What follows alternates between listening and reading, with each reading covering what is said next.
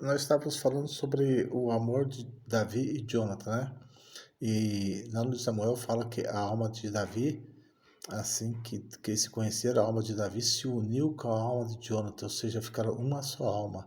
E aqui nós vimos Davi, uma promessa de Deus a Davi. Então, em todo o tempo, nessas duas almas estava Deus unido, né? Porque o próprio Deus fez uma aliança com Davi, né? No Salmo 89 ele fala: fiz uma aliança com meu eleito. Eu jurei ao meu servo Davi, eu estabelecerei a sua descendência para sempre, de geração em geração. Construo um trono para ti, e esse trono seria o trono permanente, o trono que o Senhor Jesus seguiu em frente. Agora vamos ver na outra parte aqui, agora é Levítico, para a gente poder entender por que esse amor tão grande. O que está por detrás desse amor maravilhoso? Um amor que ninguém compreende. Em Levítico 21, 17 fala assim. Aqui nós estamos falando da lei, tá? Como era dura a lei era muito dura. Fala a Arão, dizendo: ninguém dos teus descendentes, nas suas gerações, em que houver algum defeito, se achegará para oferecer o pão do seu Deus. Pois nenhum homem em que houver defeito se chegará como um homem cego, coxo, ou com o rosto mutilado, ou desproporcionado, ou homem que tiver o pé quebrado, ou a mão quebrada, ou corcovado, ou anão, ou que tiver belida no olho, eu nem sei o que é belida, mas que tiver sarna, e esses em piercing, ainda bem que não é piercing, né? Senão tava bom, tava ruim. Os que tiver testículo quebrado, né? Que seria os eunucos, né? Então todos esses não poderiam oferecer o pão a Deus. E nós já sabemos que o pão é Jesus Cristo. Ali era só uma imagem, uma lembrança do que havia de vir. Agora vamos ver aqui, nós estamos lendo o livro de 2 Samuel 9. Jonathan insistiu muito com Davi para fazer uma aliança sagrada, uma aliança eterna, para poder salvar esses aleijados. Vamos ver por que ele fez isso? Davi tinha feito uma aliança com ele, quer salvar os familiares deles, né? E o rei perguntou: existe alguns. Estou lendo 9:3. Começar lá no 3. O rei perguntou: o rei é o rei Davi, né? Que representa o rei dos reis, Jesus Cristo. O rei perguntou: existe algum sobrevivente da família de Saul para que eu demonstre benevolência de Deus para com ele?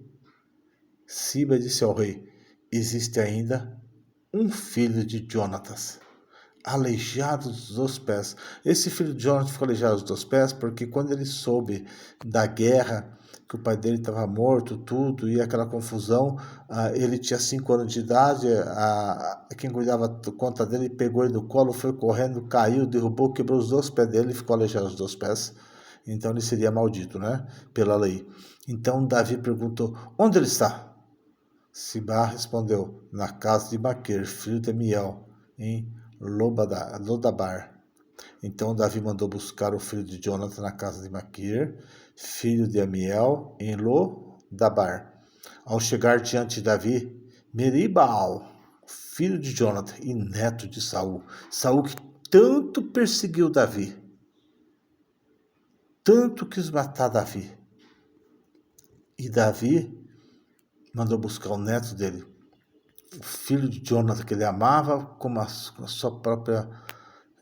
Ele tinha a mesma alma, né? Com a sua própria alma. Então, aí chegou o neto de Saul, caiu com o rosto por terra e se prostrou. Davi disse: Semeribal. Semeribal respondeu este: aqui está o seu servo. Davi lhe disse: não tenha medo, pois eu vou usar de benevolência com você. Era o pacto que ele fez com Jonathan. E ele fala: por causa do seu pai, Jonathan, eu restituirei a você todas as terras de seu avô Saul, e você sempre comerá a minha mesa. Aí aqui mais embaixo, mais um pouquinho, né? Para não ler muito. E Meribaal começou a comer na mesa de Davi, como se fosse um filho do rei. Meribaal tinha um filho pequeno chamado Micas, e todos os servos da casa de Siba estavam a serviço de Meribaal. Por isso Meribaal foi morar em Jerusalém, pois comia sempre à mesa do rei. E ele era aleijado de ambos os pés. Pela primeira vez, um aleijado estava se chegando. Agora eu quero ler Lucas 14, 21. Voltando o servo, contudo, contou ao seu senhor então irado. O dono da casa disse ao seu servo: sai depressa para as ruas e becos da cidade e traz para aqui os pobres, os aleijados, os cegos, os coxos. E depois lhe disse o servo: Senhor, feito está como mandaste, ainda há lugar. Aqui o que eu estou vendo? Como Jesus Cristo veio completamente diferente da lei. A lei não aceitava que esses repartissem o pão na casa do Senhor. E Jesus Cristo veio para curar. Jesus Cristo curou o manco, curou o aleijado, curou o cego. Não uma cura natural de fazer o cego ver, fazer o aleijado andar. Que seja essa cura natural, mas a cura mais importante, que estes homens que antes eram malditos, hoje eles podem se assentar na mesa da festa do Cordeiro, na mesa com o próprio Deus, a bodas do Cordeiro. A salvação veio. O rei Davi pronunciou isso quando ele trouxe um aleijado para a mesa dele. E Jesus Cristo veio, curou e libertou. Jesus Cristo, nosso Senhor. Amém.